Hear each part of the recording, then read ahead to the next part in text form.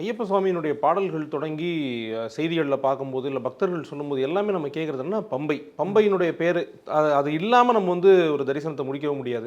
பம்பையினுடைய சிறப்பம்சம் என்ன சாமி? பம்பா நதி அப்படிங்கிறது எப்படி நம்முடைய நதிகளெல்லாம் புண்ணியமான நதியாக கங்கையை சொல்கிறோம். அப்படி அந்த கங்கையுடைய ஒரு அம்சம்தான் பம்பையாக தோன்றியது அப்படின்னு சொல்லி கங்கைக்கு என்ன பம்பைக்கு என்ன பேருனா தட்சிண பாகீரதின்னு சொல்லுவோம். பாகீரதினா கங்கை, தட்சிண கங்கையாக பம்பையை சொல்கிறோம். அதனால் கங்கையில் குளித்தால் எப்படி பாபம் நீங்குகிறதோ அதே போல் பம்பையில் குளித்தாலும் அந்த பாபங்கள் நீங்குகிறது அப்படின்னு சொல்லி புராணங்கள் சொல்கிறது. பகவானே என்ன சொல்கிறாருன்னா, என்னுடைய பக்தர்கள் என்னை தவிர வேறு எந்த சிந்தனையும் பண்ண மாட்டார்கள். இளைஞனாக இருந்த சாஸ்தா தேவலோகத்தில் இறங்கி இங்கே குழந்தையாக வழிபட்டு இருக்கார். இப்போ பகவானுடைய அவதாரம் நிகழ்ந்த ஸ்தலமாக இந்த பம்பா நதி இருக்குது. அதனால தான் பம்பா பாலன்னே பேர் பகவானுக்கு. அதே போல் இப்போ நம்ம ரிஷிகளெல்லாம் பகவானுடைய தரிசனத்துக்காக காத்து கொண்டிருக்கிற நேரத்தில் அதே பம்பை நதி கரையில் அவர்களுக்கு தரிசனம் கொடுக்குறார்.